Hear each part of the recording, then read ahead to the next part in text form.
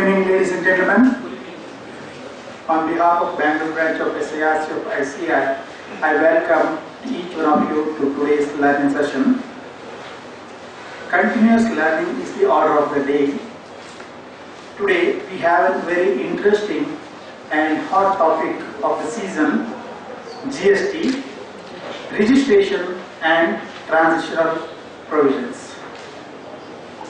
To deliberate on the topic, we have two eminent speakers, CA Bishnu Agarwal and CMA Deepak Rao. May I request CA Prasanna Hegde to escort the speakers onto the dais.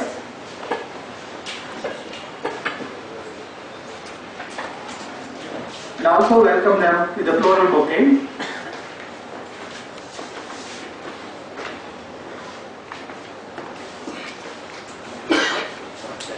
Ladies and gentlemen, please welcome the speakers on the dais.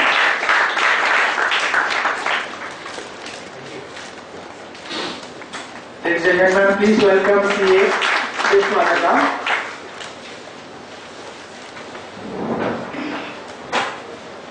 It's my pleasure to introduce CMA Deepak Rao to this august gathering. Deepak holds a bachelor degree in commerce from the University of Karnataka and a degree in cost and management accountant from the Institute of Cost and Management Accountants of India. Deepak also holds a degree in management in business administration from the Institute of Chartered Financial Analysts of India. Deepak is a veteran in the field of indirect taxation with more than 20 years of experience in industry and Big Four consulting. Deepak spent close to 10 years with global consumer goods giant Procter & Gamble and another 10 years with leading Big Four consulting firms, PwC and EY, before joining Acer Tax and Corporate Services LLP in the year 2016. Deepak over the years has advised numerous multinational and Indian companies on a wide variety of matters covering VAT, service tax, excise and customs. Deepak has rich experience in dealing with compliance, advisory and litigation matters across the indirect tax spectrum and has advised clients on critical and complex indirect tax matters. Deepak is specialized in supply chain related advisory and structuring and has worked with various industries sectors including IT, ITES, manufacturing, real estate, retail, automobile, e-commerce, SAP, etc. With this brief introduction, let me welcome CMA Deepak Rao. I also introduce CA Bishnu Agarwal. Bishnu holds bachelor degree in commerce from Bangalore University, fellow membership from ICI, qualified company secretary from Institute of Company Secretaries, and certified information system auditor from Information System Audit and Control Association USA. He has more than 10 years of experience in various areas such as internal financial control, audit, CFO services, and indirect taxes, which includes his stint of about 4 years with PwC, dealing in audits and indirect taxes. He has handled matters of clients from diverse industries and has conducted many statutory audits, SOX audits, including SOX compliance review, internal control review, indirect tax compliance review. He has served several Fortune 500 companies in areas of various types of audit, including internal audit, tax audit, SOX audit, statutory audit, and indirect taxes. With this brief introduction, let me welcome CA Bishnu Agarwal. Over to you, Steve.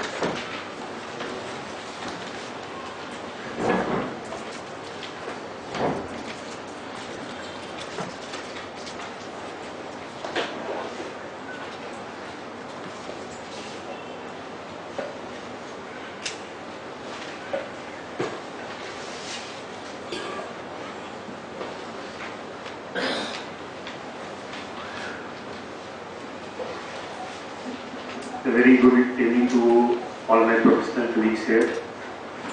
Today in this session we will be covering GST registration, legal provision and new enrollment and how to go about new registration, and also we will be covering transitional provision.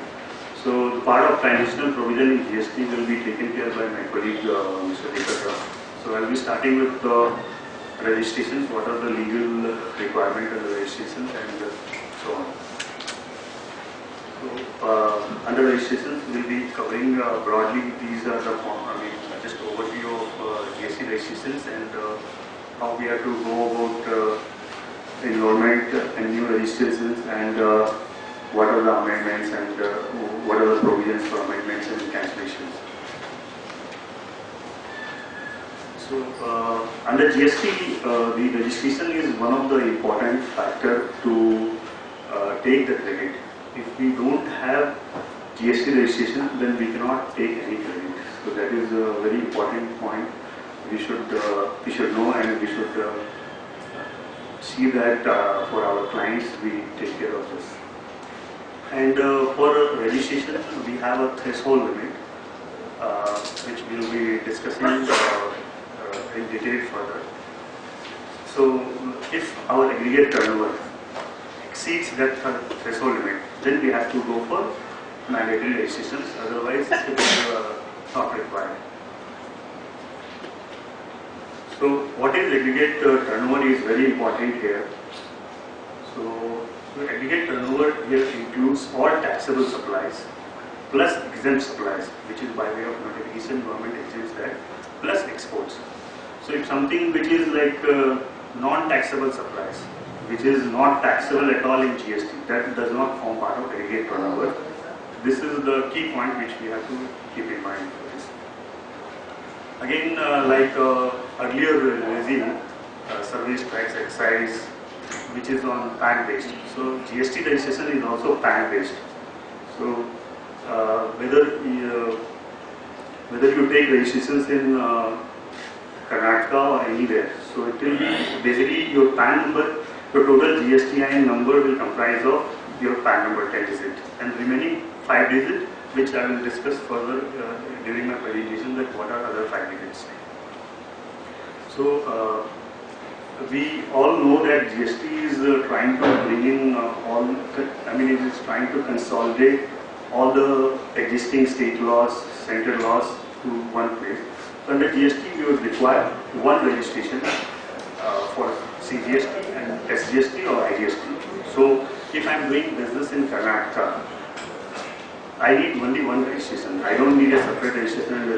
How we have in current regime that we undergo separate registration under Central Excise Service Tax. So under GST, we will be having only one registration. For the goods and service, for both we will have one registration. Suppose we have business in multiple states. So in each state we have to take registration. So one registration would be sufficient in each state. But we have an option if we deal into multiple domains, or we have multiple verticals of business. Say for example, we are also into we are providing service and we are also into selling goods. If we want to have a separate registration for this, so the option is given to assessee to take a separate registration, but it's not mandatory.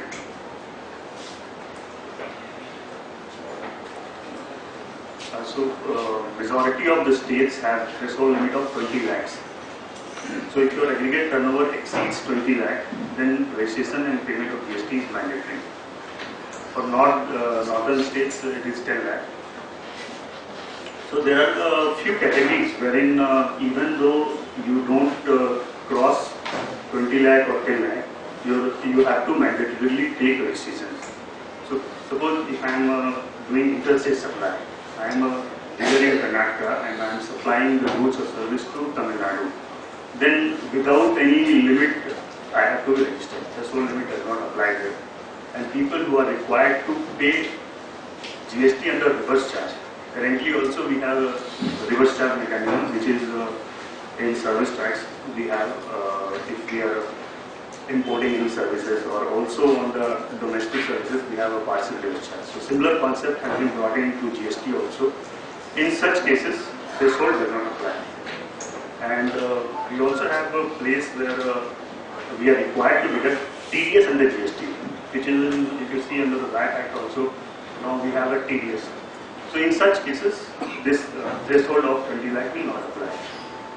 When we are dealing as an agent, if I am agent of any brand, say I'm agent of Parle or I'm agent of Philips. So as a agent if I'm working, then also the threshold of 20 lakh will not apply. There is also a concept of input service distributor, which you would be aware of, which is there in service tax currently, wherein we are just being a cost center. We don't do any output services. We just receive services so that credit gets accumulated here, which we have to distribute to our multiple factories or offices from where we are doing output services. In such cases, we have to go for separate registration, and again, threshold of 20 lakh will not apply. Now, e-commerce operator, there is no threshold. From a single rupee, we have to take registration. Sellers on e-commerce platform. If I am selling my goods on e-commerce platform, then also I need to be registered mandatorily without any limit. Aggregator like we have Ola or Uber, just for an example. So in such cases, there is no limit. And if any specified by the government, which they have all the time power that I can specify certain categories of person who has to mandatorily take registration without any limit. There are other registration which is composition levy. How we have in currently in VAT composition system, same has been brought on even under GST for certain categories of processing. They can undergo under composition scheme. And casual taxable person. Some people don't trade frequently. Occasionally they trade. In such cases, they have to take registration and pay the GST. Non-resident, again same thing like a casual taxable person. If any non-resident comes to India and does the business here, so in such cases they have to take registration. New registrations has to be taken within 30 days from the date of liability. Suppose if I do any business now and I have a liability of GST, I have to take within 30 days. If I don't take the registration, there are penal provision, and of course your input tax credit will not be allowed. So even though if we don't register, some of the places tax authority has an option on slow motor basis they will register you under GST, whether you want or not. If they feel that there is a reason to believe that you should be registered, they can go on slow motor basis. So this, now we have different categories of assessment who are registered under VAT, excise, service tax. For those categories of people, we have migration system that they can go for migration. But in case of if somebody has taken registration as input service distributor, as I explained earlier that input service distributor who's being a cost center, who's distributing credits to various business premises, for them they have to freshly go and register under GST. So for them migration does not apply. Composition levy. People who are having aggregate turnover below 50, where it does not exceed 50 lakh, they can go under composition scheme. There are certain conditions like they should not collect tax and they should not claim input tax credit. They can register under composition, and the proposed rate under composition for manufacturer it is 2.5. It should not be less than 2.5%, and for other manufacturers it is 1%, which is proposed. It is not finalized, so it is just proposed that it will be minimum tax rate. But again, this composition scheme are not applicable. Not available for every kind of assessment. If suppose I am into supply of services, then I cannot go under composition scheme. I have to go under regular scheme only. So if my turnover exceeds 20 lakh, I will have to register and do the regular scheme. I cannot offer.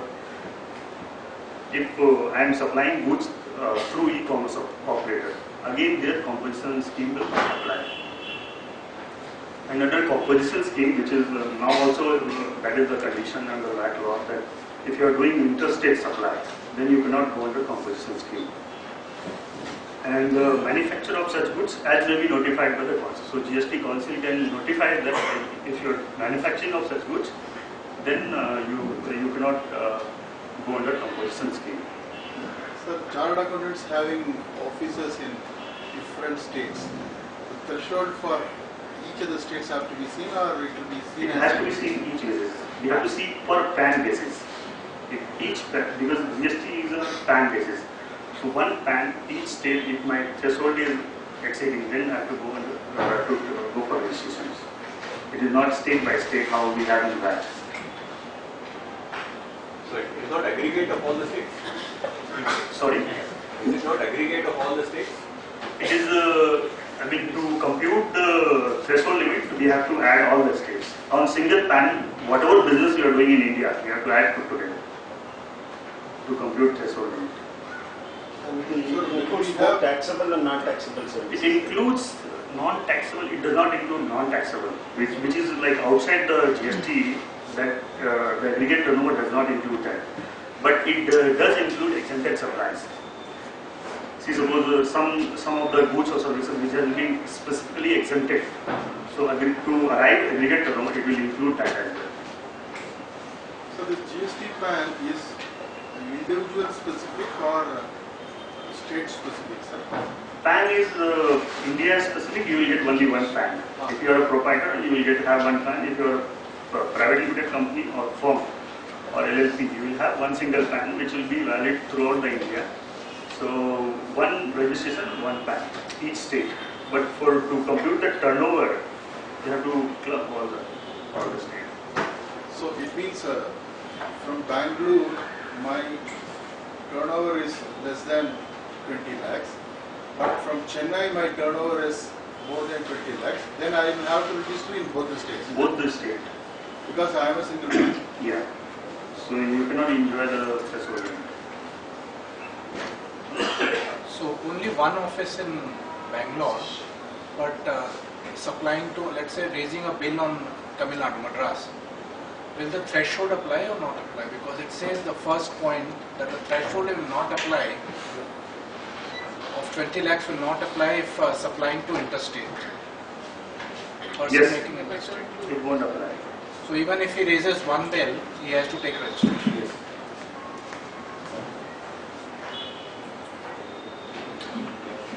So we are moving to enrollment process.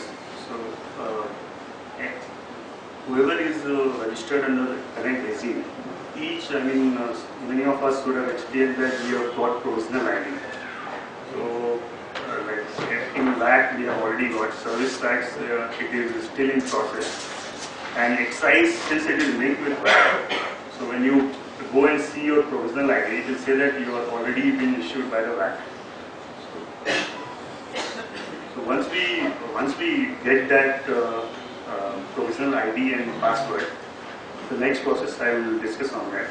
We can apply for, we can enroll for GST registration, and we will be given provisional RC as of now. Once we upload with all the details, we will be given provisional RC which will be valid for 6 months.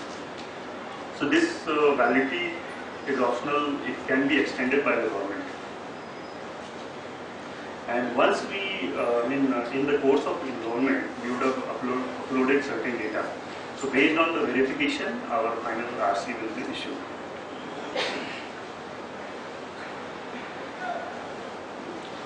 So if we don't provide the basic information in the enrollment, or our information provided is not correct, in such cases our provisional registration can be cancelled.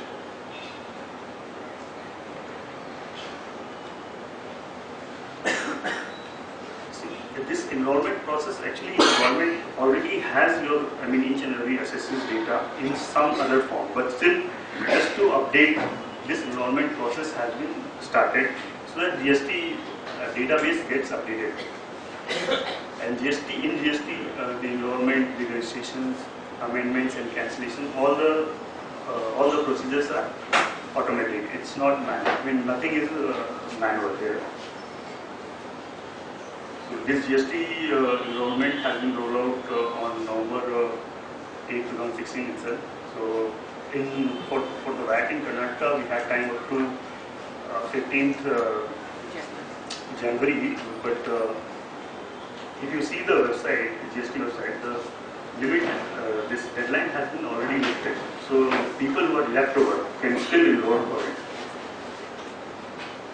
So So enrollment process is same for if you are registering on a CGST or SGST, it's the same. So for each PAN number wise, you have to go for a separate enrollment. So though the partners may be same, so we are running LLP and also we are having a private limited company. For both the PAN, you have to go for separate enrollment process. There is no fees or something for enrollment. Once we go for enrollment, there are certain details which will come automatically, like your basic details. Sir, can you throw some light on GST, SGST? Yes, sir. Just after that I will cover that. So once we go for enrollment process, some of the data, basic data will throw automatically, which is like PAN, your name of the legal entity and the state in which you belong to. And this is just covering what are the information you will require to enroll. So many of us would have done already. You would need a digital signature, and we also have an option of e-sign, which is non-corporate entity. E-sign is basically Aadhaar based. So recently I got a message that e-sign is also enabled, but I have not tried whether it is still enabled or not. So we would need a provisional ID, which is being issued by the state and central authorities, and password. So these two things will be given by them. And then you would need the email ID. So we have to be very careful when we are doing this enrollment, that email ID, we should preferably give client's ID itself. Client's ID and client mobile number. Generally, we as a accountant, we give our email ID. So for all the clients, first of all, I don't know whether it will take one commonly email ID or not. It's better that we always provide client's email IDs. So for the documents, it's more or less the same documents what we have been submitting for our VAT registration or service tax registration. So once we upload these details with the help of digital signature, we'll be given application reference number. So with that, if there is any, once you enroll, if there is any defect or something, you will get a mail back from the authority that these are the defects, so you have to resubmit that. So if there is any amendments you want to do on your enrollment, that option will be given at later stage. As of now, once people who have already enrolled, it is blocked completely. You won't be able to change anything.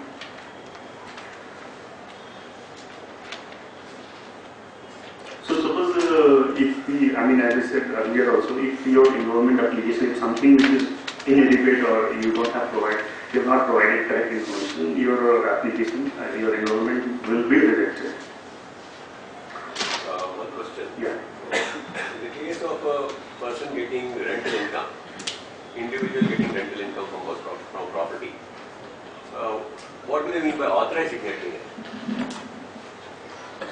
The authorized signatory, in the case of proprietorship or individual getting rental income from property. So what document are you supposed to file regarding authorized signatory? Is there any format or anything specified? So in case of proprietorship, proprietor's ID proof, address proof, and his Aadhaar card, his bank details, these are the documents which you can Go back to the slide. Yes, sure. Proof of appointment of authorized signatory. Okay. So what do you mean by that? So anyway, I'm giving my photograph, all the thing, I'm enrolling that thing. Again, a proof of again I give my photograph. Yeah, in case of, I understand your problem. So proof of here appointment of authorized signatory, basically when you see in the corporate form, it may not be director all the time involved. So you will have a board resolution that this person will take care of GST. So the proof of appointment of authorized signatory is basically talking about that here. So in case of proprietorship, you yourself are the karta, dasta, everything here. So separate proof may not be required there. So, but in the filling up of the form, how does the window open? Does it say? No, it clearly says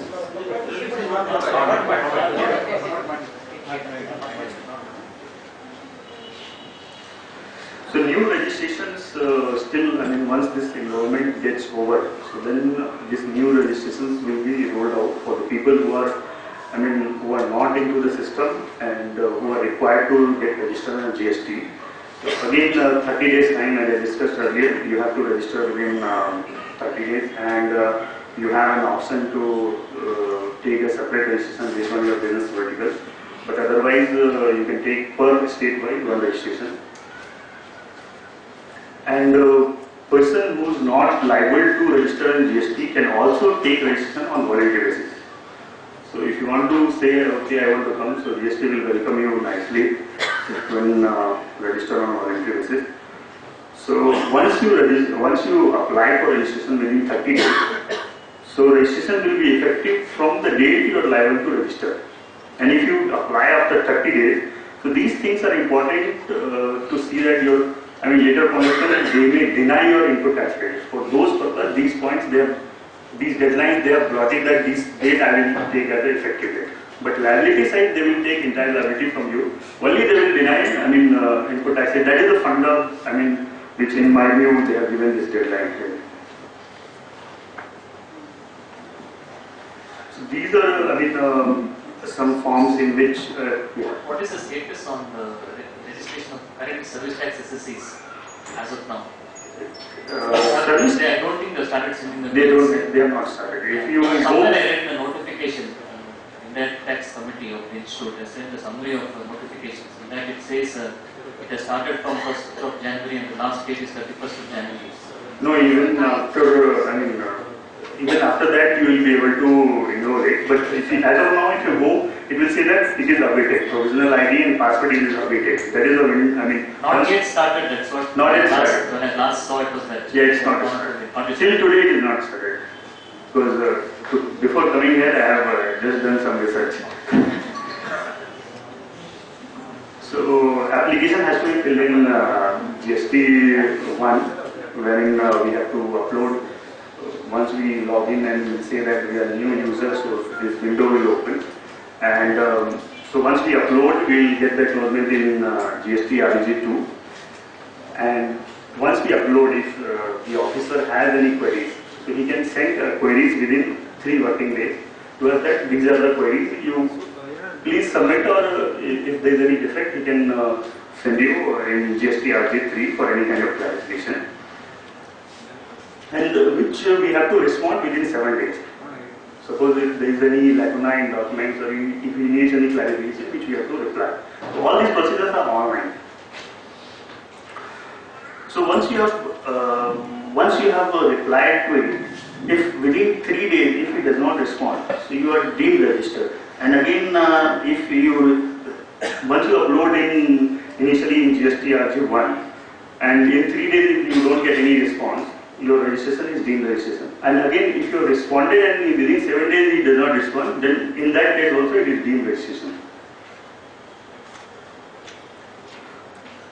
So again, in the new registration process, similar documents are required. Whatever we have discussed for migration, more or less here the same kind of documentation. So amendments, we are just moving to yes. Recently for VAT registration, Yes. they collect some deposits. Yes. GST have any deposits? Yeah, so far there is no discussion on the deposit for the regular dealer. Only for the casual dealer, there is a discussion of deposit, like the registration are only for 3 months. So in case of casual dealer, they say that, whatever for 3 months, if you your tax liability, you have to pay in advance.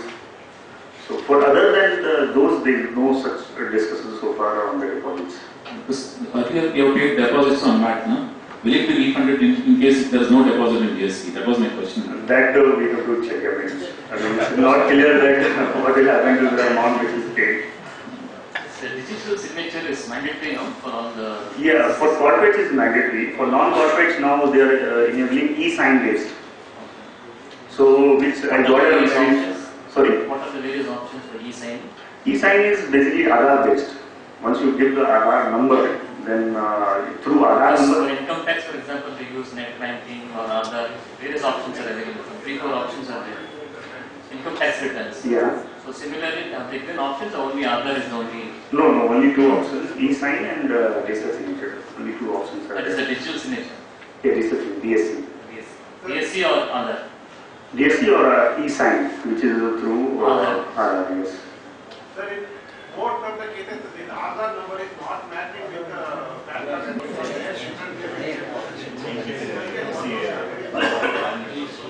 See, actually, this is a common problem which comes. Suppose you upload the application, just a few errors, which is very common to everyone. Once you upload your PAN number, for example, ABC and CD.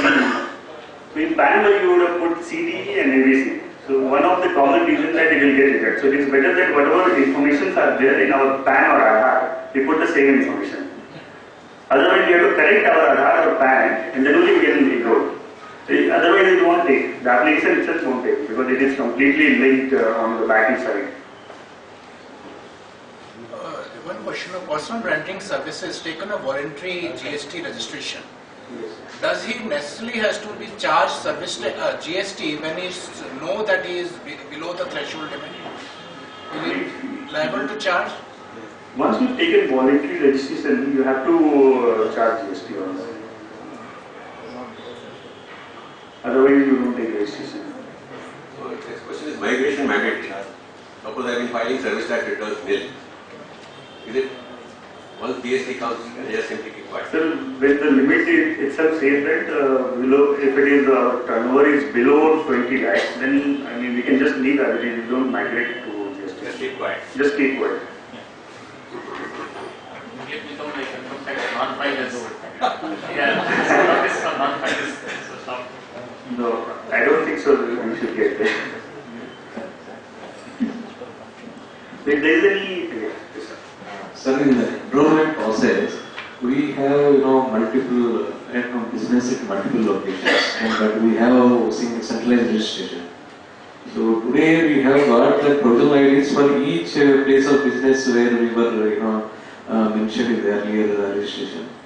So how is it that we have to do this migration process for every location of business? Or? Yes, we have to do for each location, and there is no concept of centralization with GST. We have to do separate registration, separate enrollment for each state. Separate enrollment process for each state? Each state separately. So it means filing returns and other complaints Yes. formalities state-wise. Yes. So the earlier individual state-wise state tax compliances still continue, looks like. No, basically the law will be more or less same. Only thing is like the registration. Wherever we have a place of business, we have to have a registration. Partially, you can say that yes. Whereby if you see that, but if you see in the central excise, we have been taking separate registration. Service tax, we had an option of centralization, which is not there in GST. One state, I mean, wherever we are doing business, if it is in different states, then one registration you have to go for it. But the law-wise, since it will be uniform law, so that clarity of understanding of law, those challenges will not be there. Otherwise, you have to know the different each and every state law and what are the requirements. So those things, those kind of relaxations we can have. Excuse me. A branch of a company is making a interstate, making a taxable supply to another branch of the same company in another state. So by default, interstate supply, this branch will have to register. What about this branch which is receiving the goods? Does it have to register on the Yes. Because once you take the stock transfer, what will you do? You will supply further. You will have to take, if you want to take the credit, you will have to take the registration. If you don't want credit, then you can leave the registration part. There is no explicit requirement because it's, let's say it's less than 20 lakhs. Overall, I'm saying overall.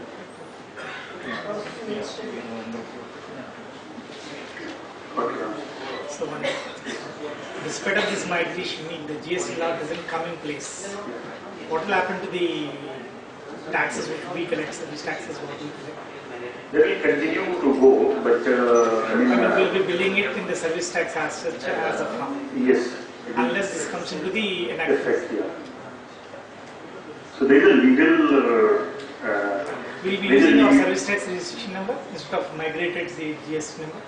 Yes, until gets it, until GST is effective, we have to undergo the whole review. There are some legal issues on that, which my colleague will discuss on that particular point, because it cannot go beyond certain periods.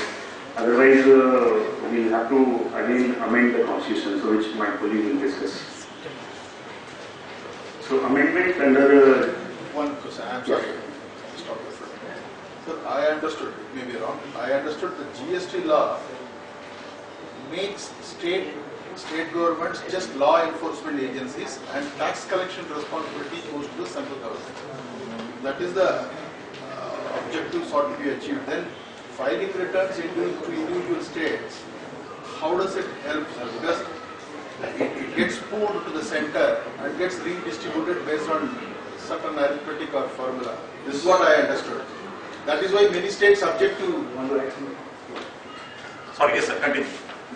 That is why manufacturing states object, like Tamil Nadu refused to approve the GST bill in the first instance. Now I think they have also signed it.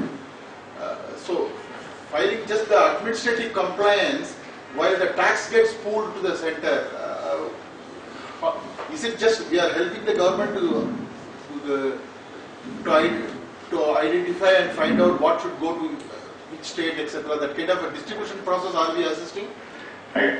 So let me answer this. It's not exactly happening the way you described it. Both the center and the state government will have power under the GST to tax and collect it.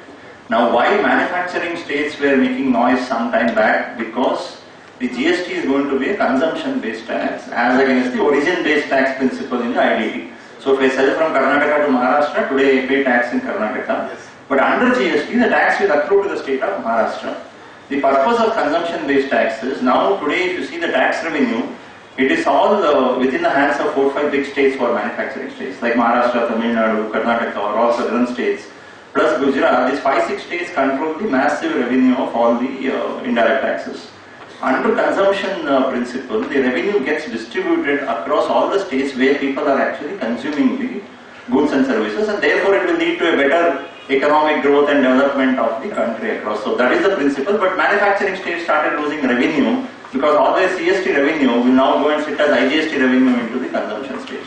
And that is why these states had an issue. But with compensation being promised to all the states for whatever the CST loss, now everybody is into the agreement. The second part of your question, whether everything will be pulled into the central government, no, it would not be.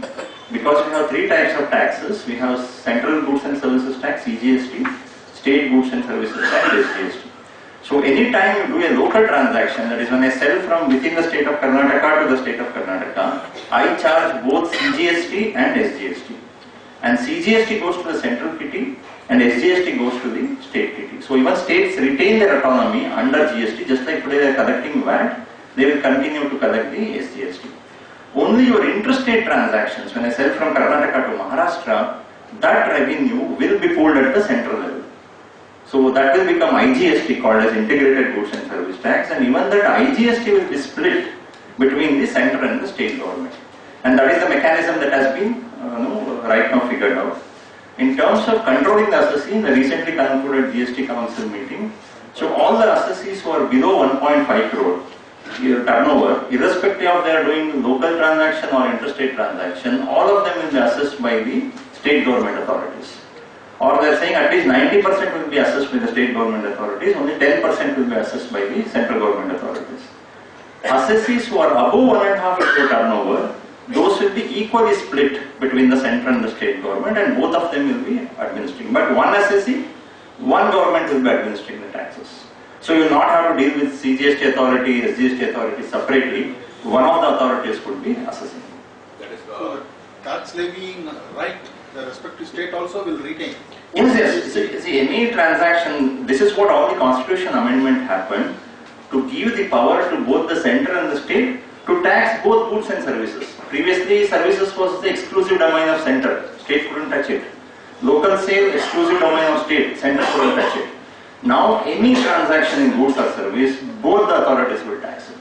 And Only IGST, which is interstate, that will be collected by center but distributed between both state and center. Yes, sir. Regarding the assessment of the assessment. Yeah.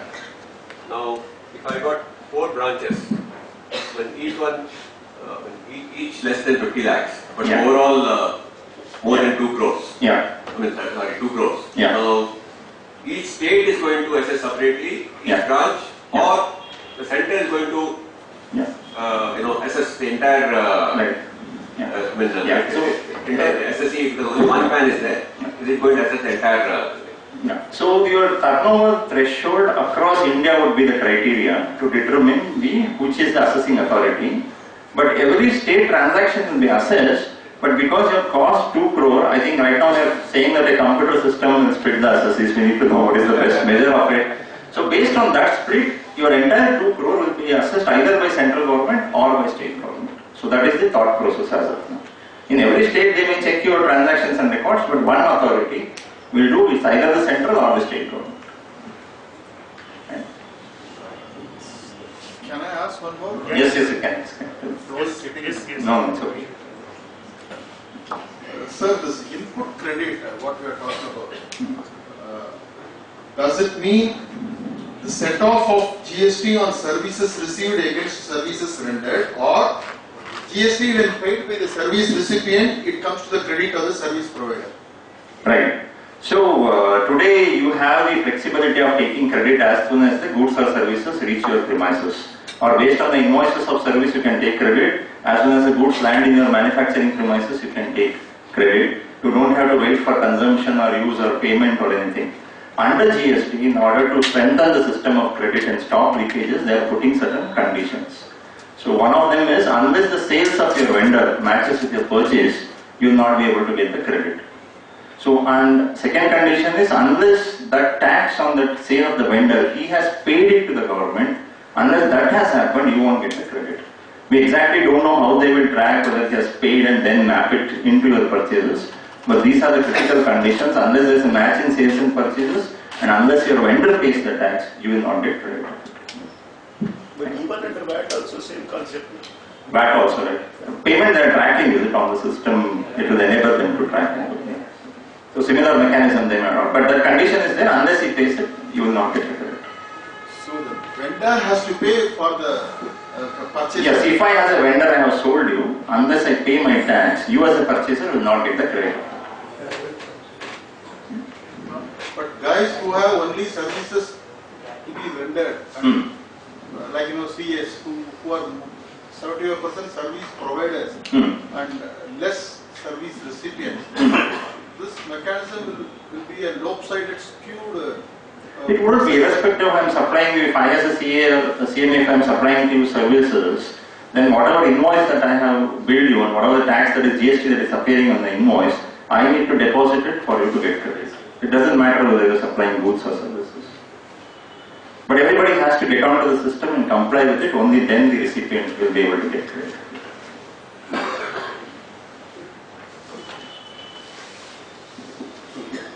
Now moving on to amendments, how we have in the current regime amendment system, similarly if there is any change in our constitution or is there any change in our legal entity, then we have to apply for amendment. So once we apply for amendment, the officer has to approve it or reject it. If he is rejecting it, he will have to give a SOCUS notice that I am rejecting for so and so reason, and then once it is heard, then only it can be rejected or approved.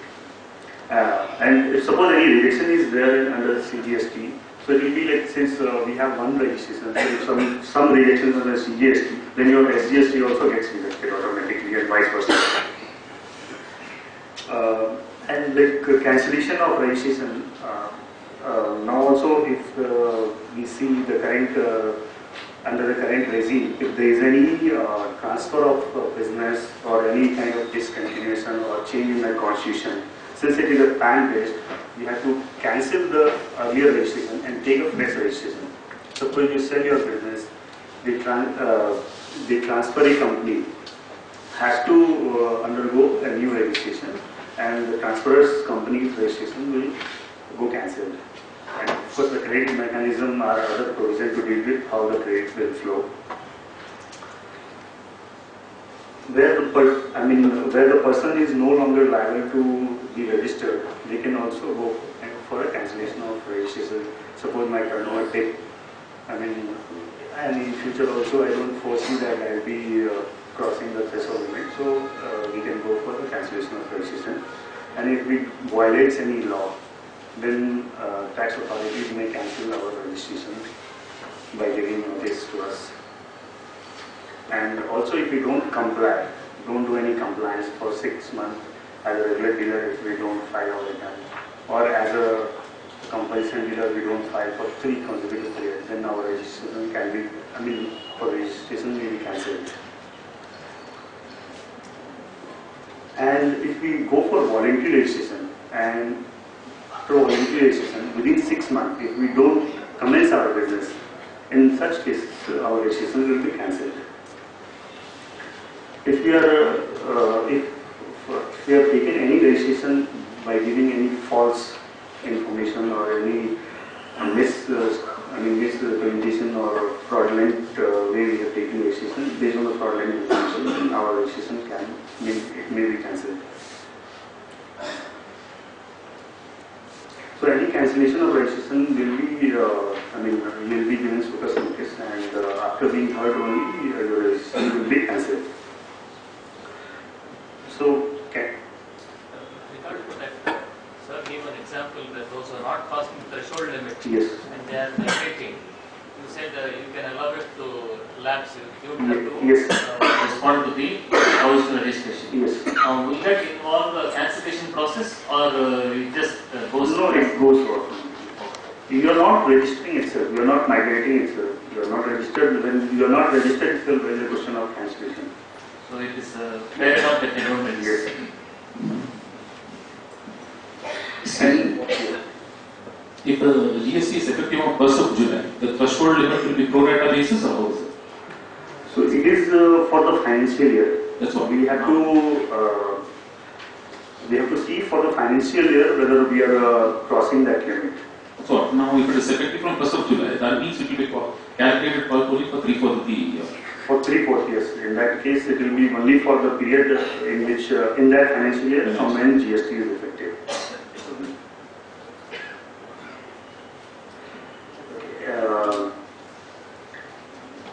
Suppose if we go for a cancellation, it does not mean that our tax liabilities goes away. So whatever tax liabilities you have, you will have to discharge. So suppose in a case where I go for cancellation, I have some stock, maybe in the form of finished goods, semi-finished goods.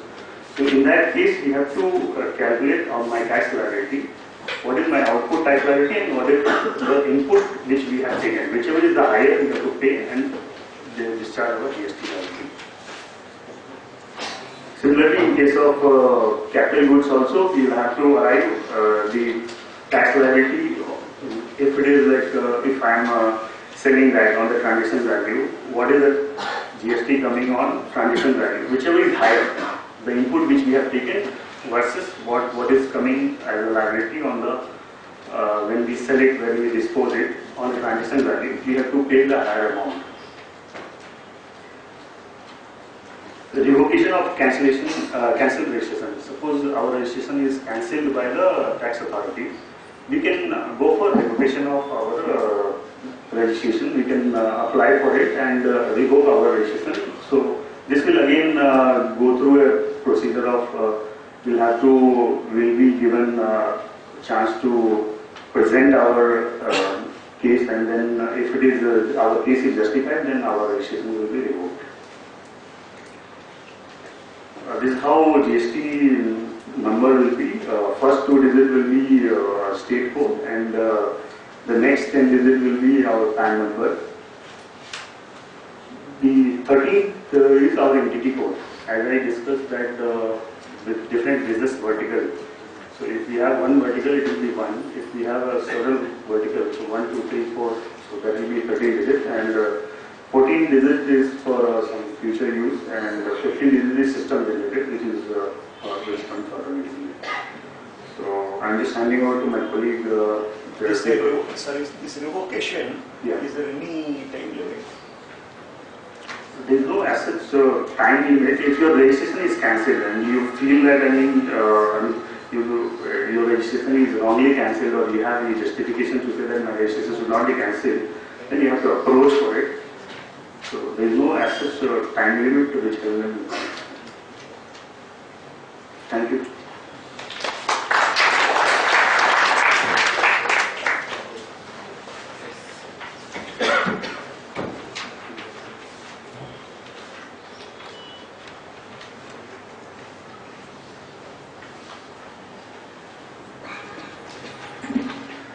Before I proceed with the transition provisions, couple of more clarifications. So you had a question that what if I enroll today and tomorrow GST never comes in, so what happens to the enrollment? So if you see as a part of the enrollment, this is actually a kind of pre-registration process. Nothing is actually activated, they are just collecting the information. If you look at October, November, it was said that we would be automatically migrated into GST, assessees do not have to do anything. But I think once they looked at the systems, there was very limited information on the assessee that was available, because everything we submit, a lot of manual stuff today which is not stored out there. So this whole process of enrollment is to put your company information upon that, and they're going to give you a number just like an acknowledgement number. All this will be active only once the GST is implemented, and they have a compulsion to implement GST before September 16, 2017. So in whatever way, in whatever format it is, we believe July 1st it is going to hit us. But in the worst case, September 1st it is anyway going to hit us. So there will not be that situation. Even if that GST doesn't come in, your existing tax laws will continue till it comes. Right?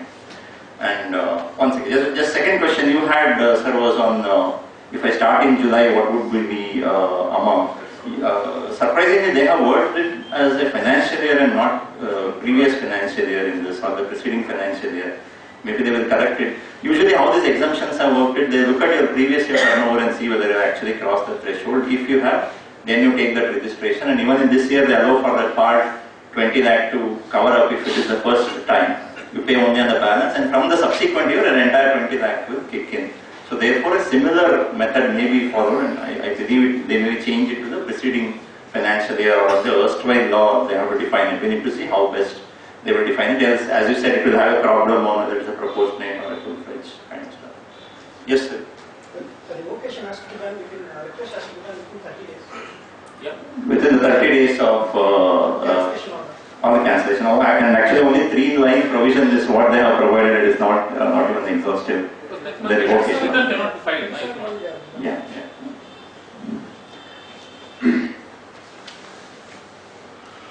So let's move on to the transition provision. We have been talking about transitioning to GST for more than a decade now. Now this year seems to be a good lucky year. We may move into GST. This is simply like moving from our old rented house into a swanky apartment. So we need to just get ourselves ready to move that, and what are the various things that we need to do to move into the new regime. So we want to get rid of all our old stuff and buy the new stuff and move in. So when you move from and this is the biggest reform that we are ever seeing. The previous biggest one was when we moved from sales tax to VAT. That was the movement of big change that has happened.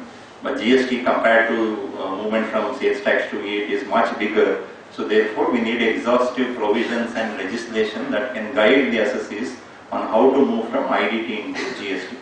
So there are a lot of provisions that has been made, almost some 32 sections they have given under the model GST law from 168 to 197 section, describing the various aspects and various situations that can arise and how we would want to transition into GST. But given the magnitude and variety of things that are possible, only a part of it has been covered. There is not clarity on many of the aspects of the transition. But this is a good base to start with. I think as we get closer to the implementation, the transition provisions will be much better. And everybody as an individual, if you are a practitioner or if you are supporting any client, it is required that you study the entire business structure of the corporate or the organization that you are associated with. So determine what are the areas of transition that they will get affected, and then you have to guide them on what they need to do at the end of the period where the IDT ends and when the GST starts. So we look at some of the key provisions that has been provided. Just stop me in between and ask me any questions. We'll discuss that and then move into the slides.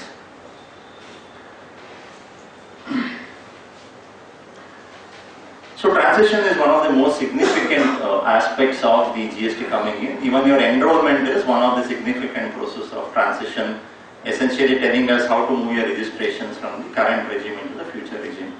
Transition on the other side will have a big implication on how you are going to carry your credits into the future. So SENVAT credit will be the biggest worry and the biggest implication, because people are carrying so much in the receivables. There is a service tax receivable, VAT receivable, excise receivable. So critical provisions are required to tell how do I migrate this receivables into the GST receivables. It will also affect my tax liability. There can be a lot of transactions which started in the IDT regime but are going to conclude in the GST regime. It can either be you sending goods out in IDT and goods coming back in the GST regime. You might have shipped out and exempted goods, but it returns under the GST regime. So what you should do? Today your product is not taxable under IDT regime, but once you move into the GST regime, it will be taxable. You are under a different scheme under the IDT regime, but it will change in the GST. So the transition provision tells you for all these various scenarios how the law will take its course and what the assessees need to do. So it will have an impact on your liability, your tax credit, your compliance, how do you do and how do you document to justify whether you have to pay tax or not pay tax, or why you have taken the credits or transfer the credits. So it will also influence your supply chain and the business decisions. So a lot of manufacturing industries we go to, the first question they ask is, what should we do with the closing stock? Should we manufacture in the month of June or not, or we should hold the closing stock or not? Should I place the order, purchase order with the vendor? What is going to happen? So there are a variety of questions coming from the, especially manufacturing sector and also on the services sector. So therefore it is critical for us to understand the transition provisions, and hence we can guide them. So preparation and planning is very much important to this because big numbers would be involved in the case of companies, and a lot of documentation and compliance requirement would be associated when we move from IDT to GST. So therefore a sound plan is required even prior to movement, even after post movement for a couple of months. The transition provisions will have an implications. We would need to prepare for that. So transition provisions, as I said, is covered under 32 sections under the model the GST law, and it primarily addresses these aspects of it. How do we do the SENVAT credit migrations? What happens with the job worker transaction between principal and the job worker? What happens to the refund claims that we have already filed? The entire service tax sector is sitting on a pile of refund claims that still need to be processed. At least the government is pushing forward and they are trying to clear as many refund claims as possible before the GST kicks in.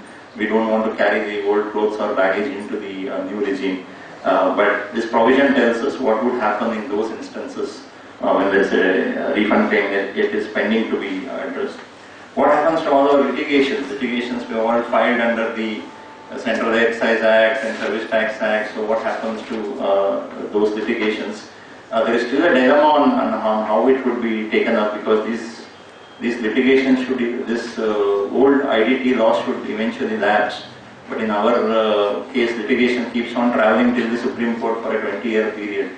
So it's not very clear on how far these provisions have to be carried forward till the litigation is over, or there is any other mechanism to address it, has to be seen.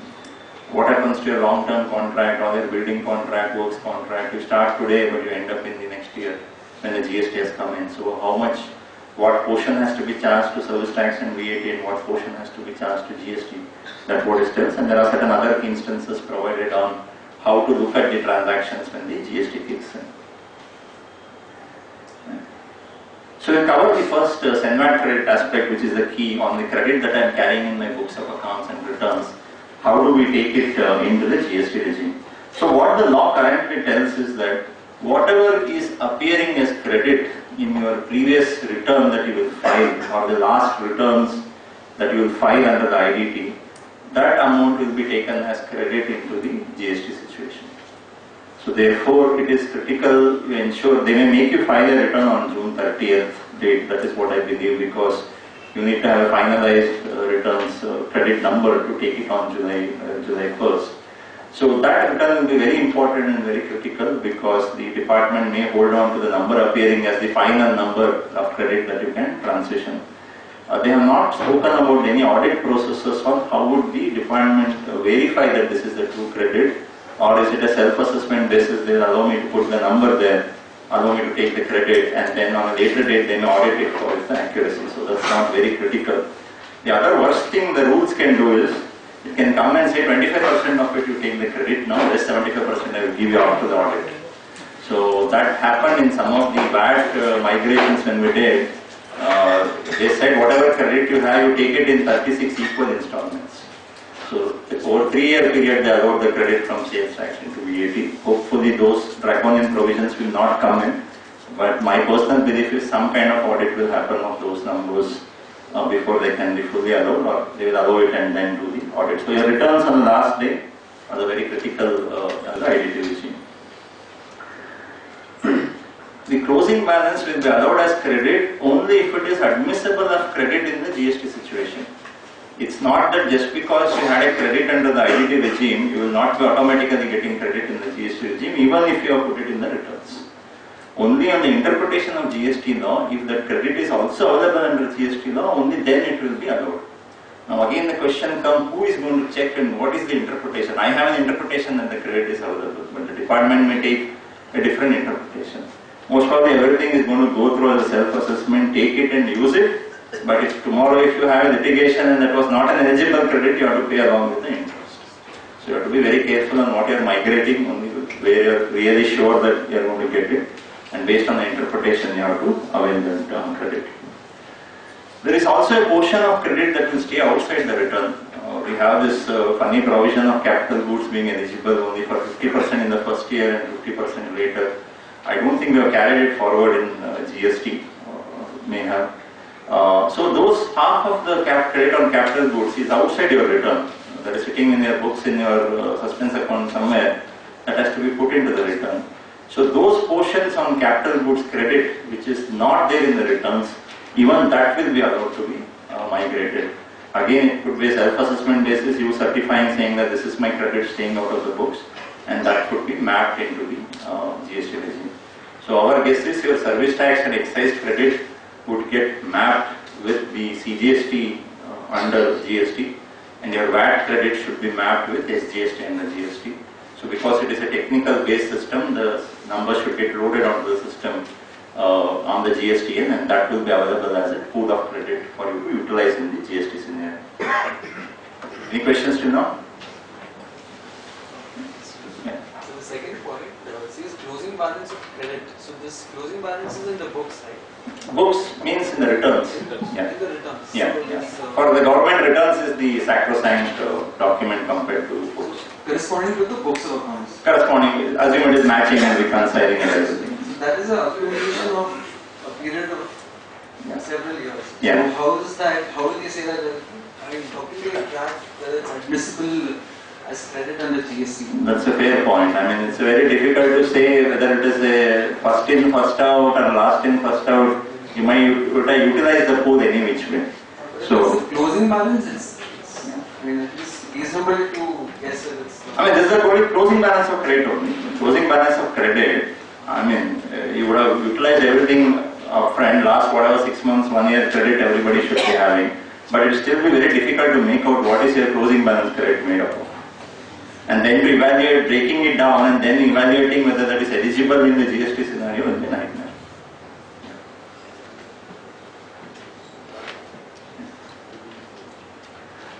So there are various scenarios that are possible when we move from IDT to GST. The first scenario is a manufacturer or a service provider is having exempted goods and exempted services under IDT, but he becomes taxable under GST.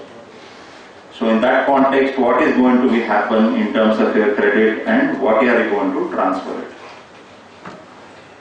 So when a product becomes exempt in one situation and taxable in another situation, there is a closing stock of that product left with you. It can be semi-finished goods, it can be imports, it can be finished goods itself. And that stock has an accumulation of credits into it. You would have paid service tax and excise for those that which are there in stock. So if an exempted goods is moving as a taxable goods under GST, whatever the credit is there on your closing stock, that will be computed and made eligible to you. Computation mechanism not yet prescribed. Legislation says these are the credits which you can transfer, that is your excise credit, CVD credit, service tax that is loaded onto your stock. But the mechanism is what they are going to prescribe. But it will be very difficult to say how much of service tax is sitting in your closing stock. I can still compute some reverse mechanism, what is my excise duty sitting, what is my CVD sitting. But on a finished product, how much service tax is sitting, when you have never computed it, you have always put it into your P&L, into your cost, it was never in receivable. Estimating would be very difficult. They have proposed that they will prescribe a formula and a mechanism, we need to see how it comes through. The problem is not of the computation also, we'll figure out a way to compute what is there sitting. But the second line is important, they are saying you need to pass on this benefit to the buyer. Only then I will give you the credit. But I am not doing a single transaction in the company, I am doing n number of transactions and my prices to the consumers fluctuate because of various reasons. So how do I determine this much amount only has to be tracked into that and vary my pricing so that to prove to the department that whatever the additional credit you give me on the stock, that I now transfer it to the end customer. So a very complicated mechanism has been provided. One, the stock has to be used to make taxable supplies. The second important condition is that you need to pass it on to your buyer, unless that you are not going to get the credit of it. And you should have all the invoices relating to the closing stock with you. And these invoices should not be more than 12 months. So only when you meet these conditions, you will be eligible for credit on the closing stock. This is a theory that has come in. Mechanics has to be still prescribed. So even SGST law will have a similar provision on VAT being given beyond the closing stock. So a situation of exempted goods moving into taxable goods under GST, whatever credit that can be estimated on the closing stock, that will be allowed as credit into the GST regime. But the 12 months time period is there. 12 months time period, your closing stock should not be made up of goods which you have bought previous to 12 months. Last 12 months, whatever you have bought, and if that is in closing stock, only on that you will be eligible for credit. You have to track again FIFO, come into picture and see what is your closing stock made up of. Yeah, here other question is, the VAT is 5%. Yeah. GST is 18%. Yeah. So where is the question of reducing my prices to the buyer? No, this 5% previously was a cost to you. This 5%, say 500 rupees is your VAT. Yeah. See, when I bill my customer, yeah. I charge my selling price plus 5%. Yeah. Now I am charging selling price plus 18%. Right. Okay, so what is it that they want me to pass on to the... This 5% credit that they gave you is as good as cash in your pocket. Right? Previously it was a cost to you, it is a cash in your pocket. So whatever is your base selling price, forget application of GST.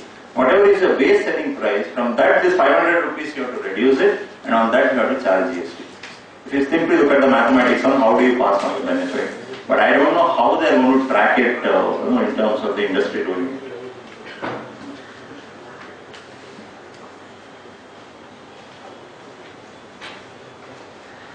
So, this is a second situation where the manufacturer had a combination of both taxable and exempted goods and now or taxable and exempted services, but now everything is going to get taxed under GST. So another variant, before everything was exempt, you moved into taxable. Now you have one of the either goods or service was exempt previously, and now it is becoming taxable in GST. So in such a situation, how do you migrate the credit? But is there any, can you give an example of which is exempted in ITD and now it is not taxable? That would be known only once the list comes in, sir. So it would not be known unless they pick up some of the products of mass consumption under GST. They say that this was taxable previously, but now I will not tax it under the GST situation. Or if they say healthcare is not taxed primarily for service tax, except plastic surgery and all that, the regular healthcare sector is kept out of service tax. If they pick up some of the portions, say that this would be taxable under GST. So a lot of situations will go from exempted to taxable. Right? From taxable to exempted, unlikely it will go because GST will tax a much wide variety. But a lot of the things which are exempt today may get taxed. Right? Or all your abatement, assume. You have an abatement for rent-a-cab, abatement for construction. there may not be any concept of abatement under GST. So you may be hit with the entire 18%. So the value which you took as abatement in service tax, that is actually exempted service, and now it will become a taxable service. As of now, there is no abatement. As of now, there is no abatement. But I don't think they can continue. Many sectors will, especially the transportation industry, now will go for a huge strike if they do that. So some sectors, critical sectors, they may bring in abatement, but there is no talk of abatement as of now. Or they will put, instead of abatement, they may put them in a lower bracket, pay 5% GST instead of the 18%. So in this situation, when one is taxable, one is exempt, taxable credit is anyway appearing in the SENVAT credit pool of your returns. So from that SENVAT credit pool you will migrate. So whichever became from exempted to taxable, on that closing stock whatever is there, similar to what we discussed in the first option, there is a competition mechanism will be prescribed, and on that it will travel into the GST. So it will be a combination of what is appearing in your returns plus your closing stock mechanism computation. Together it will travel into the GST regime. It can be confusing at the first time. This has to be repeatedly seen. There is a wide variety of combinations that are possible. Once you go through the provisions, you will get a better clarity of it. So is there any exemption for this 12 months invoice period for capital goods? Sorry? This exemption for this invoices should be less than 12 months. Yeah. So any exemption? No, I think both inputs and capital goods should be 12 months, I guess.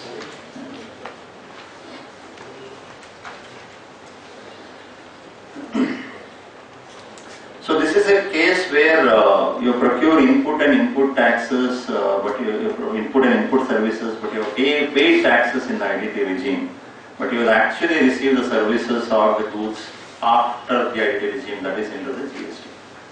So a situation where the taxes have been paid for whatever reason, and the services or the goods actually come under the GST regime.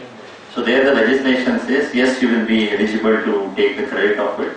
But there is a time limit threshold prescribed that the invoice should be booked within the 30 days from, before 30 days from implementation of GST, and only in that context you would be able to get the credit. Again, a statement would be required to be furnished for all this. Wherever the credits are coming from outside the books, there will be a requirement of a statement, self-assisted statement that has to be provided from the assessee to the government, establishing that why he is eligible for this credit, which may get audited at a much later date. There could be a lot of small providers switching over from the composition scheme into the full-fledged GST scheme. So today you are under a composition scheme, a works contractor may be just charging 4% GST or 4% service tax or VAT and not take any credit of his input taxes. So he may move into a full-fledged GST kind of situation. So because he was not entitled for credit, this works to a similar to an exemption kind of scenario. So therefore, if he is moving from composition scheme into a full-fledged GST scheme, again the composition dealer, whatever the closing stock that he had, on that he will be able to take the credit of it. Subject to the conditions that again 12 months preceding stock he cannot take it. That is a familiar condition across all the provisions. And again a computation mechanism will be prescribed similar to that for a manufacturer on how do you evaluate or value what are the taxes that are embedded in your closing stock. So a lot of situations where you are sitting in the closing stock of which the credit is not appearing in the returns. If it is appearing in the returns, migration is easy, the returns number gets into GST. Where it is not appearing in the returns, your capital goods half credit, your exempted goods credit, all this which is sitting in your stock, for that a mechanism will be provided to shift it into GST.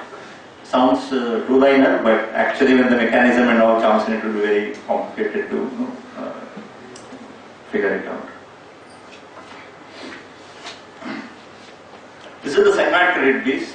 Again, to simply summarize it, get your returns perfect, the last returns that you filed under the IDT, whether it is VAT, excise or service tax, because that will be the benchmark and basis on which the credits will be transferred to GST.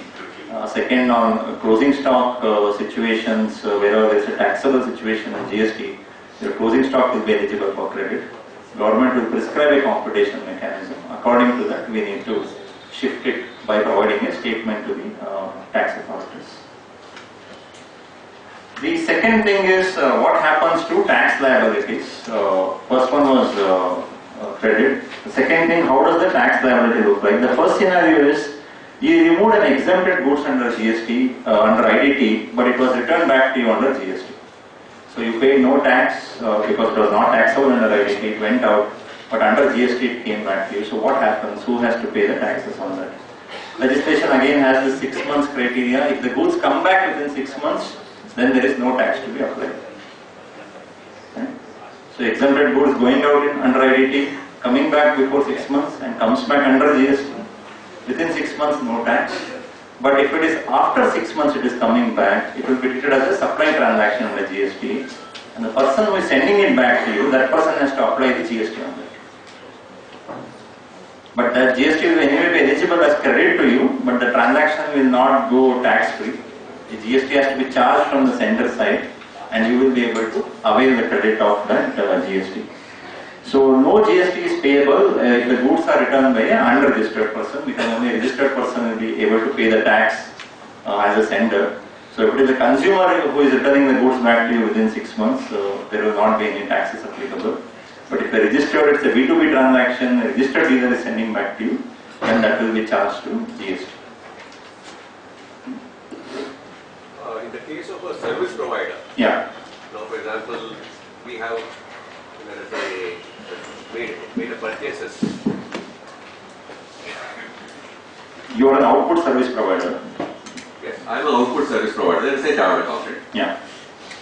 July 1st, I come under GST. Any computer purchased by me after the June 30th is eligible for, I can claim the GST credit. But suppose I make any capex before July 1st, or I purchase any stationery, anything which I use in my profession, and still lying in stock as on 30th June, am I entitled for any credit on that particular stock? Yes, you should be.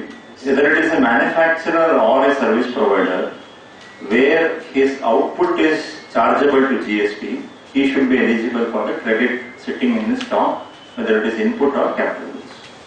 Service provider will not have input, primarily your capital goods. Half of it anyway you may be showing it in the return as your excise credit. No, because I don't get, of course, would I make an excise credit on that, computers, etc.? Should be. For service tax and all? Yeah. Excise and service tax are offsettable. So you should have already taken a credit, though most of the service providers may not be doing it. It's a good question actually. Now the government may say you are eligible only for the half. If you didn't take the other half before, we can't help it. But the rest of the half should still be going to. Sir, can we send that bill on 30th June? You will be very happy if you can make it. Everybody will be happy actually. All this migration problem will go away. That's the best thing. I mean, many companies are actually planning, can I utilize everything and be done with it? If I have even kept something, so the last return carries a very mild sentiment. You can definitely utilize and close it if there is a possibility in the current regime. So the other situation is taxable goods removed under IDT but returned under GST. The first we saw was exempted goods going out under IDT and coming back under GST. This is taxable goods going out under IDT and returning under GST. Because it was taxable under IDT, even when you return it under the GST, there will be treated as supply and the person returning it has to charge the GST. So in GST, one of the simplistic structure you have to remember is every transaction will be assessed either as a registered person or a non-registered person. Non-registered are assumed as a consumers or other people below the threshold. So if a registered person is returning the goods back, then he has to charge the GST and send it to him back. If an unregistered dealer returns it back to you, then you will be eligible for refund. So if I sold to some consumer and they return everything back to me under the GST, then I have to go and file for refund of the taxes that I have paid. That would be a separate process of itself. Yeah. But the 6 months criteria is applicable. 6 months criteria for taxable goods is not applicable here for a registered dealer because it's going to anyway pay tax on it. That was applicable only on the exempted goods which went out. On the taxable goods, anyway, it will be returned tomorrow or after 5 months. I think it will be treated as a taxable thing because the other party is also registered. He will pay GST and you take rate of GST. But for unregistered customer, it's not registered, so it's one-way tax. You have to go and file a refund with the department.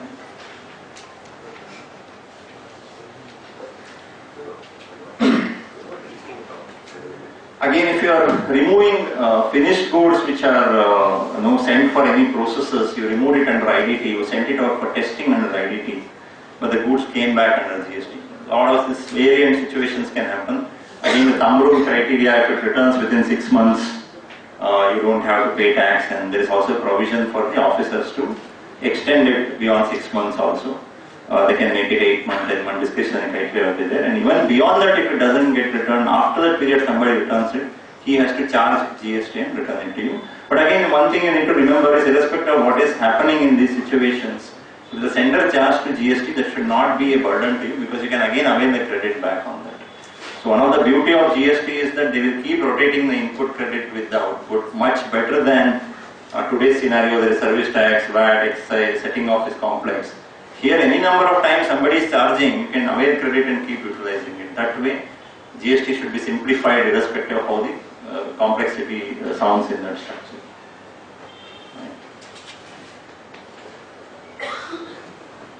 And there could be changes in terms of your contract pricing. So you sold for 100 rupees something and then you realize that it has to be actually 105, or there is a revision to the contract. Either you say it is 95, you agree with this, no, this should be 95, or there is a revision saying it's 105. In both the cases, you should be able to issue an additional supplementary invoices or a debit note, credit note to the buyer. And whenever you issue for an incremental thing, so IDT you had sent it for 100 invoice, another 10 rupees if you issue under GST, that would be treated as a supply under GST and you will be having to charge the GST on that supply. It will not be treated as an IDT transaction, it will be treated as a GST transaction when you do any incremental price adjustment.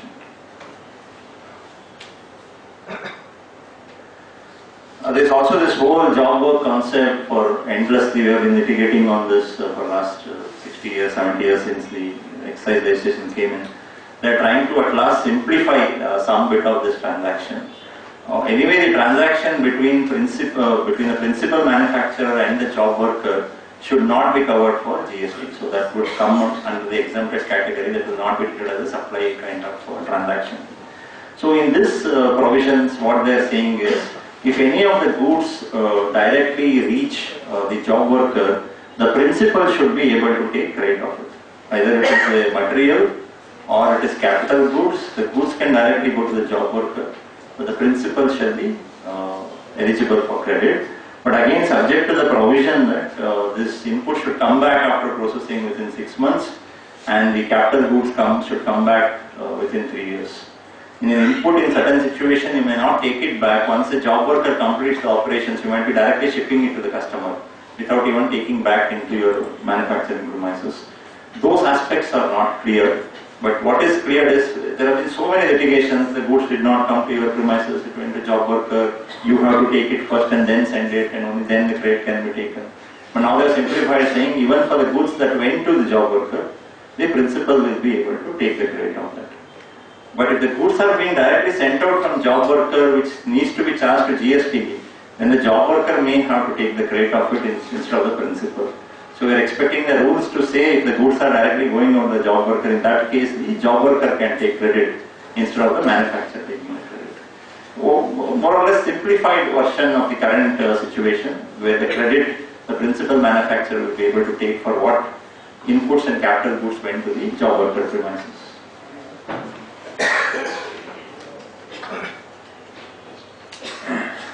Okay. We covered SENVAT credit and taxability. Only 4-5 situations of taxability are given. I mean, we can't even imagine any number of situations. I don't know whether you noticed, I didn't talk about any of the service sector.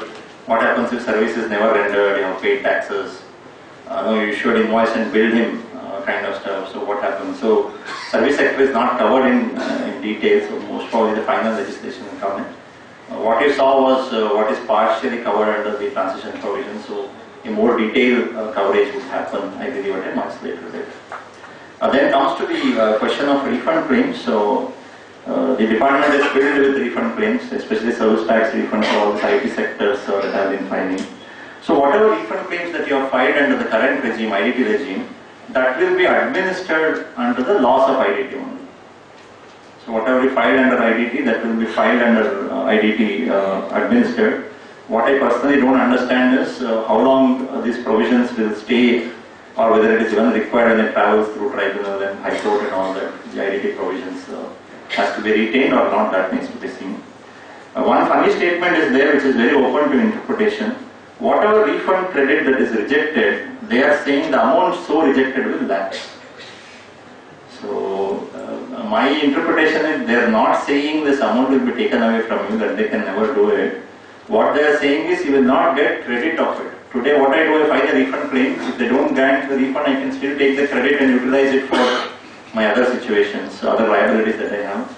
Here they may be saying you can't take the credit back, but you continue with the litigation. So the first level rejects you, you go higher and do that. Only if cash refund is eligible, I will return back it into you in cash. But no settlement rate will be allowed, and that is what they may be saying at this lapse. So if you don't get the refund, that money is blocked for you till you settle it with the highest of the authorities. In today's situation, if I pass the settlement rate test and I don't pass the refund test, because I have passed the settlement rate test, I can again take the credit back and utilize it. That option will go over. So that is why I think department is also pushing to settle all refund claims as quickly as possible so that we don't carry all these issues into the future. There are situations where you have exported goods and services, say in the month of June, April, May, whenever you exported, you have exported all under the IDT regime, but you will go and file the refund claim under the GST regime. So last couple of months, I got even one previous year, I have 12 months to file for the refund claim, so I will go everything and file when the GST is on. So the transition provision says, though you have exported in the IDT regime, you can still file the refund in the GST regime, but you will be adjudicated based on the provisions of IDT and not GST. So everything you completed export under IDT or everything you filed under IDT, everything will be adjudicated under IDT only.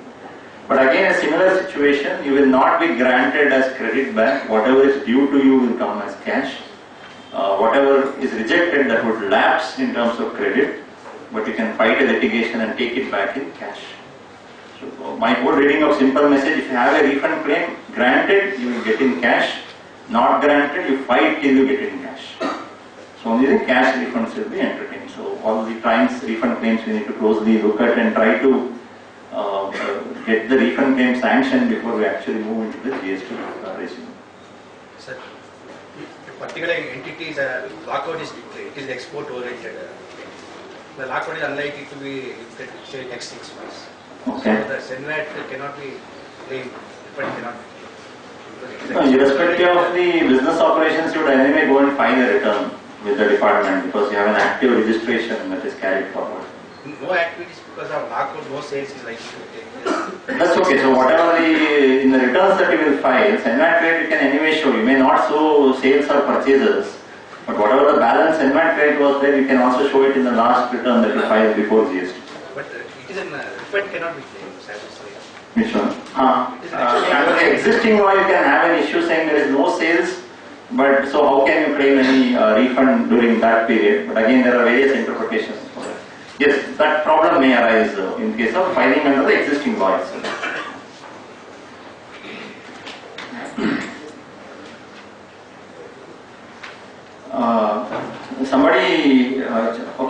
This is another situation where you have paid the taxes under the services, but no services was eventually provided to you. Under reverse charge mechanism or whatever, based on the invoice, if you had paid, you had issued an advance invoice and you had paid taxes, but no services was provided, but then you go and file the refund claim and the GST is on, saying I had paid tax on this input service under reverse charge, I didn't get any service at all, so I am eligible for refund of it. There may not be an automatic provision of taking credit unless it's going through returns. In those contexts, again they are saying it will be administered under the existing provisions. So the similar line you have to catch is whatever has happened in the the past, that will be dealt with the past legislation unless some new things happen to go under GST. So whether you filed a refund claim under GST or you exported and filed it later under GST, if it is in relation to the IDT period, then everything will be administered as per the IDT laws. So that is what comes as a nutshell for the refund claims.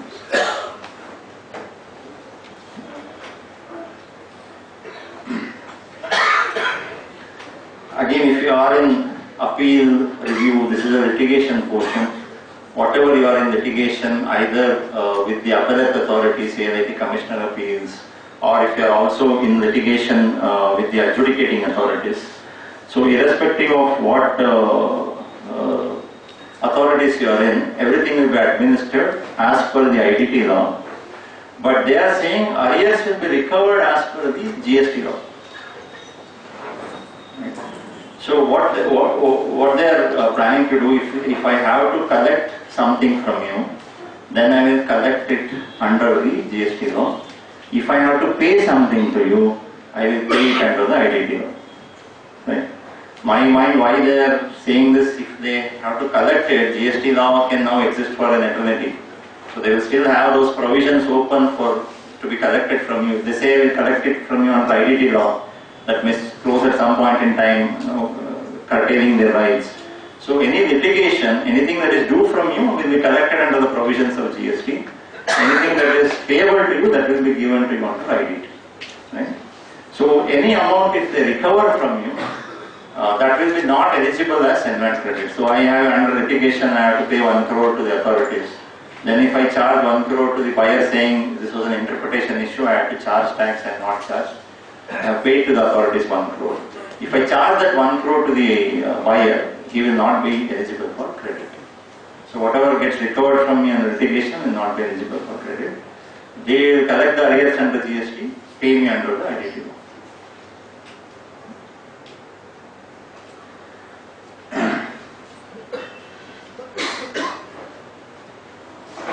So there could also be a provision that final return, I wanted to get this advance credit number very perfect and I goofed up and filed a wrong return. So I am going to revise the return when actually the country is in a GST situation. So there can be one return under IDT and the revision can take place under the GST legislation. In those cases also, any arrears if there which I have to pay to the government, that will be recovered under the provisions of GST.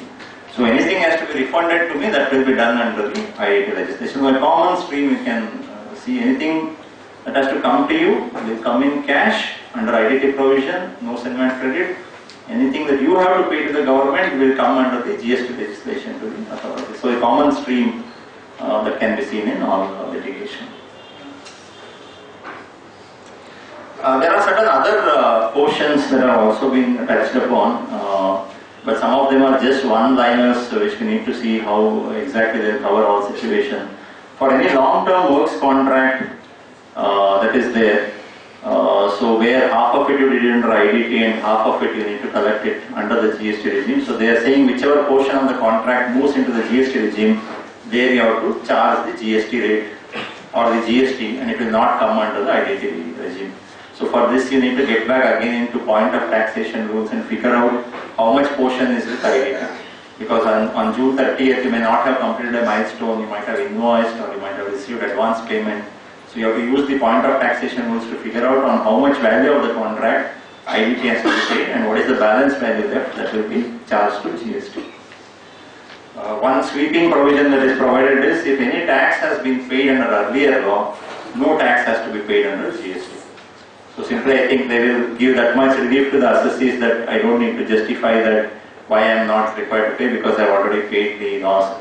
Looks like even if it were a mistake and paid under IDT, they will still not trouble you to pay it under GST. In today's situation, a reverse charge mechanism, I am liable to pay as a recipient. If the provider has unfortunately paid it, government will not spare me because liability is there on me as a recipient. But here at least there is a relief saying if you are paid in IDT, you don't have to pay under GST. One question. Looking into this, would it make sense as a chartered accountant to collect all the fees for audit for 2017 before 30th June itself? Raise the invoice, collect in advance and pay the... Yeah, at least two activity has to happen before for point of taxation to kick in. So that might be just to do away with the transition thing. That could be one of the measures to be done so that you pay everything on your IDT and be done with it. If there are significant differential tax rate, I think a lot of people would want to adopt it as a incentive to the buyer, saying that it is going to go into 18-28%, so now we pay 14.5% and be done with it. That's going to happen. Every time the effective rate changes, a lot of people do. In excise, we used to see that February 28th or March 31st, a lot of goods used to be shipped out because of the lower excise duty. So that's a measure that's possible.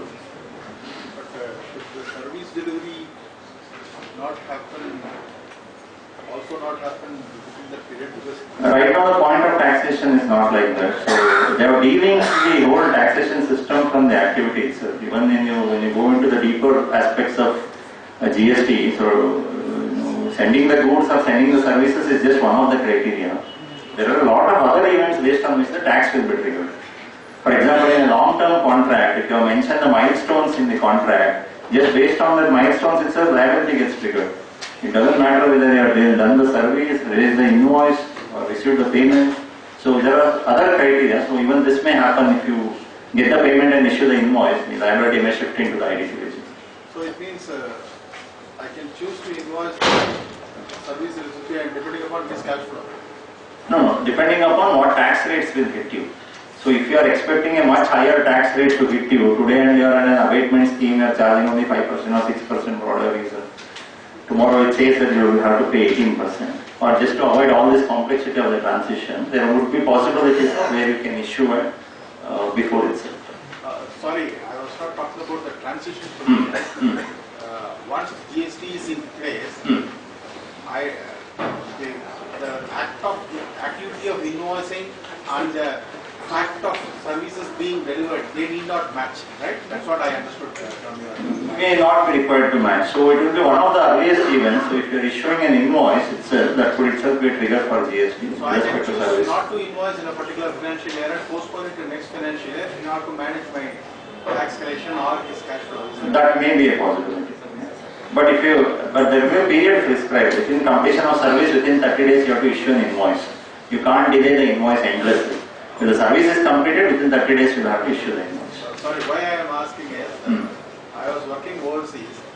There, suppose the services have been delivered, suppose in the month of, say, June, but you have chosen not to raise the invoice and therefore this VAT or related tax has not been collected. Subsequently, the service recipient issues a service delivery certificate stating that he received the services in June. You may have to revise your monthly returns and pay the not paid tax for the month of June, like that. So even today it is the same. You have to issue the invoice within 30 days. If you don't issue, your point of taxation moves back to the service completion date. So it's not possible to complete service and eternally delay the invoice. That is not possible because the liability gets triggered if you don't issue invoice within 30 days. And you have to come back and pay along with interest. So when service delivery certificate, that fact is not confirmed with the other guy, how do you find out when did you... Service, any which way, there is no proper measure to say when it is got completed. So the legislation says completion of service, it can come either through agreement or when you finally delivered and it didn't respond in a reasonable amount of time, then you have to assume that service is complete.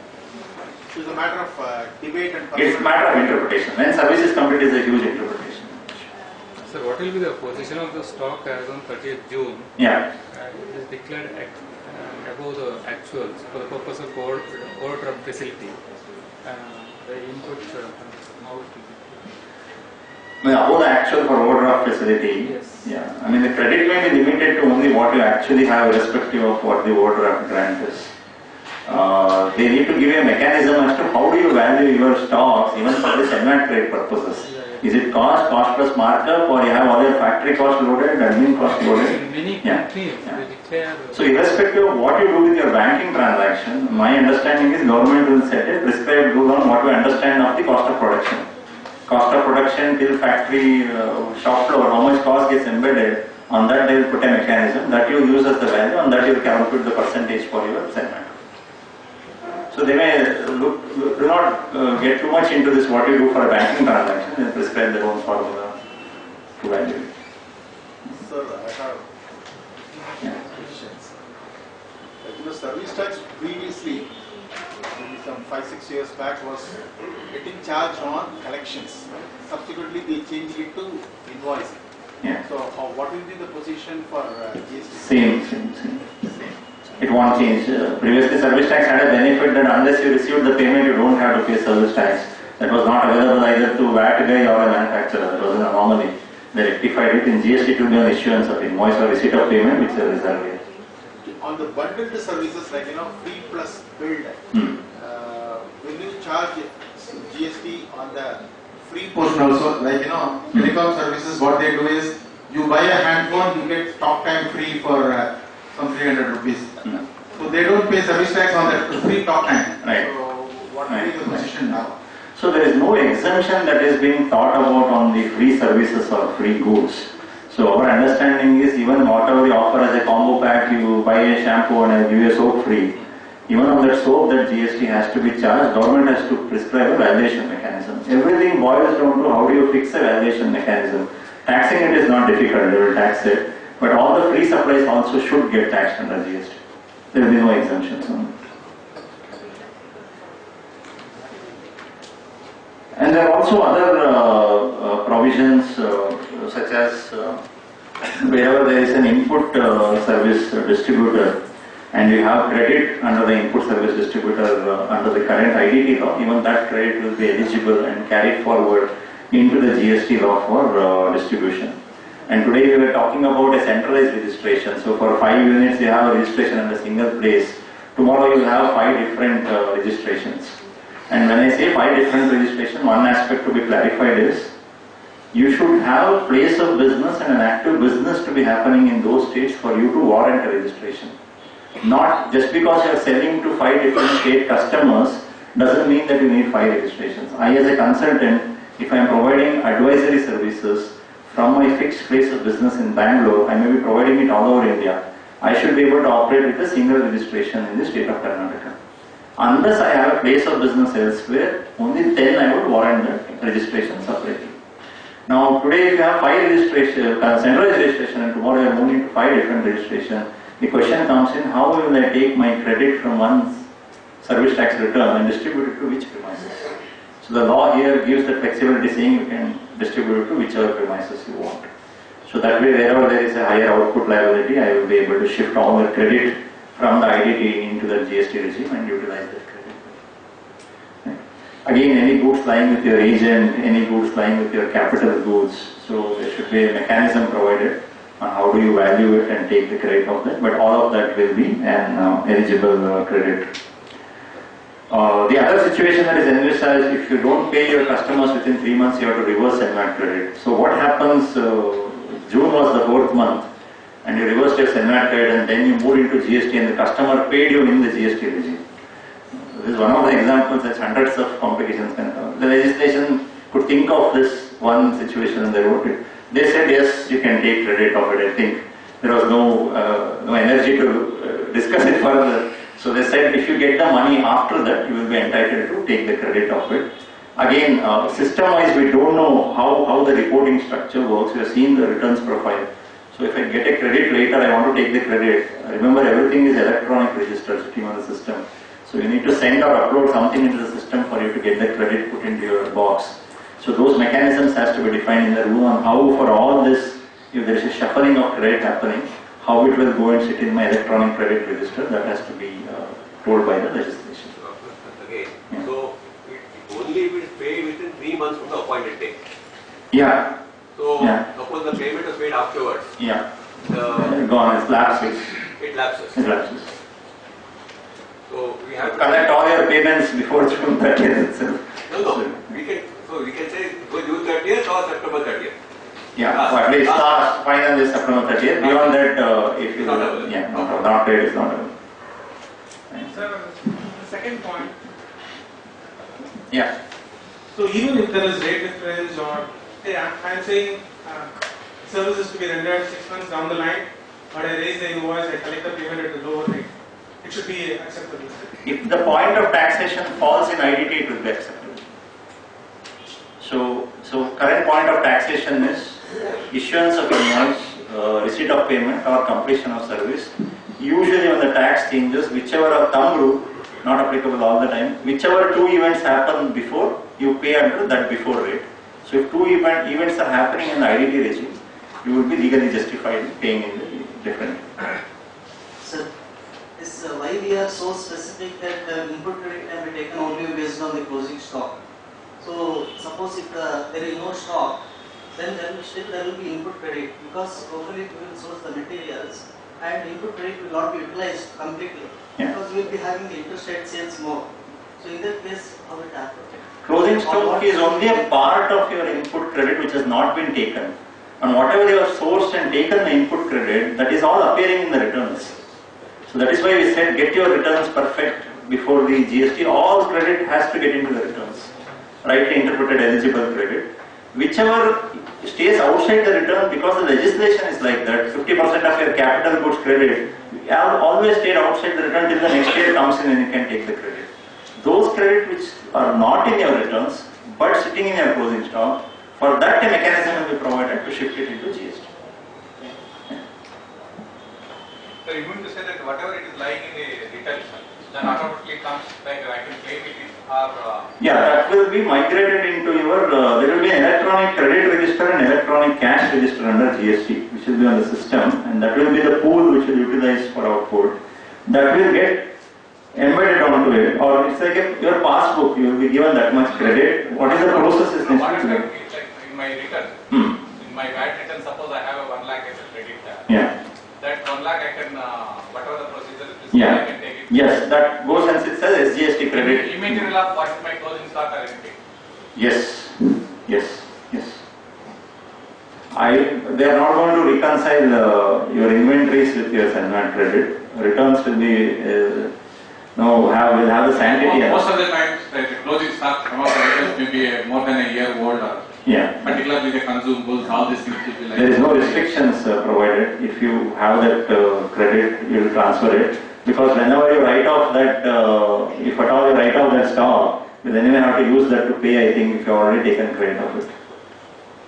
If you have taken credit of an import and you never utilize, you have to let go of that credit. But still, I would have written off with the financially. The stock still will be lying with me, so I need not pay VAT on that. Sorry, tell me that again. See, suppose I have some consumables or whatever the raw material or which is more than 2 years old. Yeah. Financially, I would have valued at only zero value. Okay.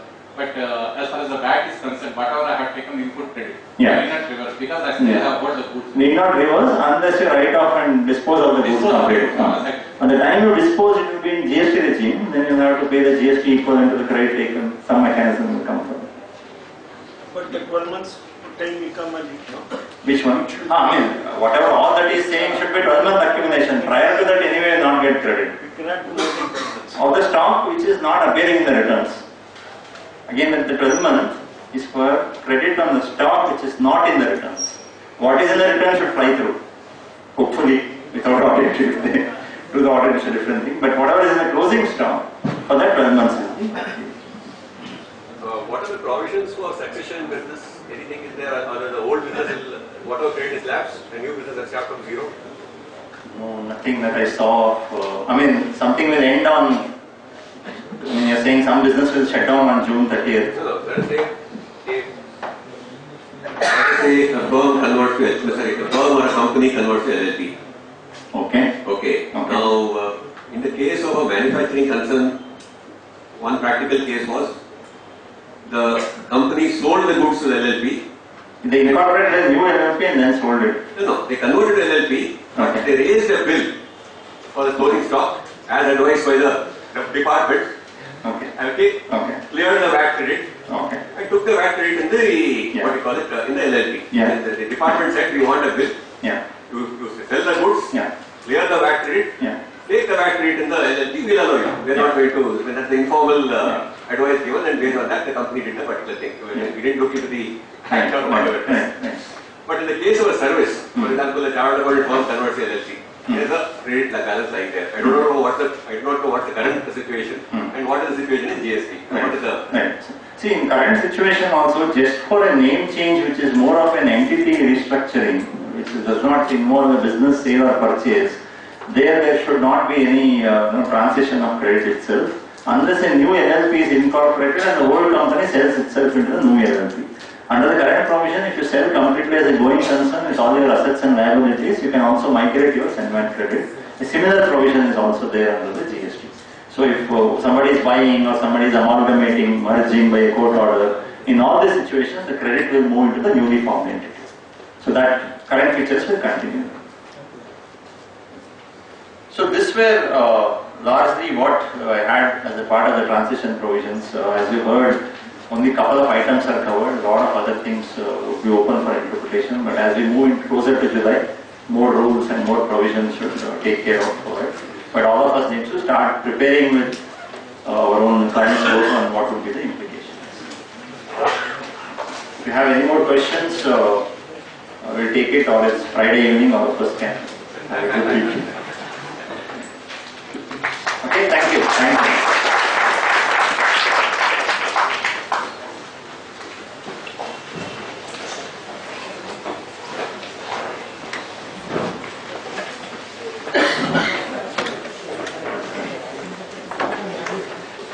Friends, just be seated for a minute or two. We had a fantastic session on GST, registration and transition provisions, and speaker happily answered many other areas of questioning of GST also. Let us thank the speaker with a round of applause. It's time to present the memento. On behalf of Bangalore branch of SARCFICI, may I request CAB Chinnappa to come forward and present the memento to the speakers as a token of appreciation and gratitude.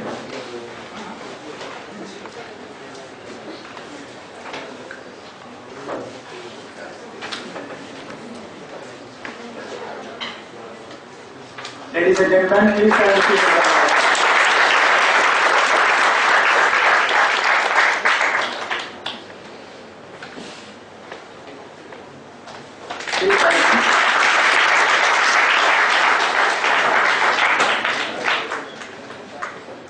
Thank you, C.S. Pinappa. Thank you very much. You are the reason for this learning session. Thank you very much. Let's find out.